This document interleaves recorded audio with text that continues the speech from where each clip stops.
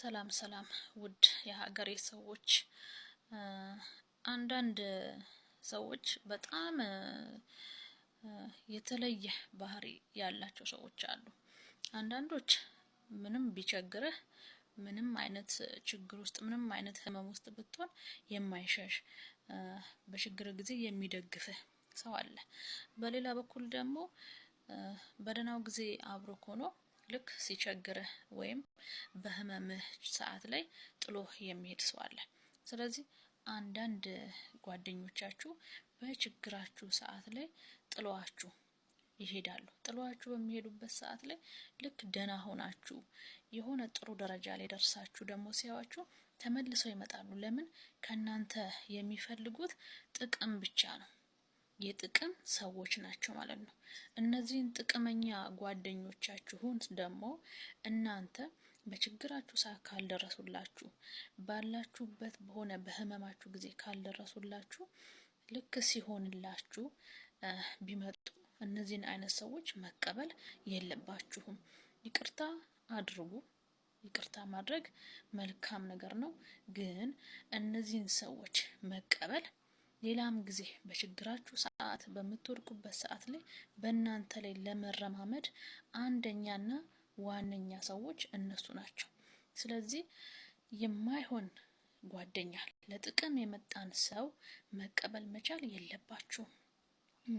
ማንነታቸውን ለይታችሁ አውቃችሁ ጓደኞቻችሁ የምታደርጓቸውን ሰዎች መለየት ስለማትችሉ አንድ ሰውን ባህሪውን የምታውቁት በቸገራችሁ በታመማችሁና በወደቃችሁበት ሰዓት ላይ ስለሆነ በዛንን በችግራችሁ ሰዓት ደግሞ ያልደረሰላችሁን የተዋችሁን የጣላችሁን ሰው መልሳችሁ ጓደኛ ማድረግ የለባችሁም። ይቅርታ አድርጉለት፣ ግን መልሳችሁ ጓደኛችሁ አታድርጉት።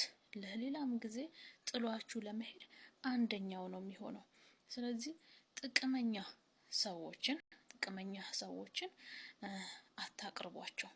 ከእናንተ የሚፈልጉት ጥቅም ብቻ ነው። ሲሆንላችሁ አብረው ናቸው፣ ሲቸግራችሁ ደግሞ ካጠገባችሁ አይገኙም። ስለዚህ ፈጣሪን ከምንም በላይ በፈጣሪ ተደግፋችሁ ማሳለፍ፣ ጊዜያችሁን ለፈጣሪ በመስጠት ድጋፋችሁ ፈጣሪን አድርጋችሁ ሰውን ባለመደገፍ ፈጣሪን ድጋፍ እናት አባት በማድረግ ለፈጣሪ ልባችሁን ክፍት አድርጋችሁ መስጠት። ጓደኞቻችሁ የሚሆኑ ቤተሰቦቻችሁ የሆነ ጊዜ ላይ ሊከዷችሁ ሊተዋችሁ ይችላሉ። ስለዚህ ከምንም በላይ ሰው ላይ ከመደገፍ ነገ ጥሏችሁ ለሚሄድ ሰው ልባችሁን ክፍት አድርጋችሁ ብዙ ነገሮቻችሁን ከምትሰጡ ይልቁኑ ልባችሁን ለፈጣሪ ክፍት አድርጋችሁ ከፈጣሪ ጋር ብዙ ነገሮችን ማድረግ ለፈጣሪ ልባችሁን ነግራችሁ ማሳለፍ ትችላላችሁ።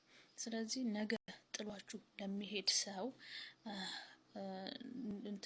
ምንድነው ሁሉን ነገር ከማድረግ ፈጣሪ ላይ መደገፍ፣ ፈጣሪን ምርኩዝ ማድረግ፣ ፈጣሪን ከምንም በላይ አምኖ ፈጣሪን ተደግፎ ችግርን ማሳለፍ ነው። ስለዚህ ሁላችንም በየሃይማኖታችን በመናምነው ሃይማኖት ፈጣሪን መደገፍ መቻል ይኖርብናል።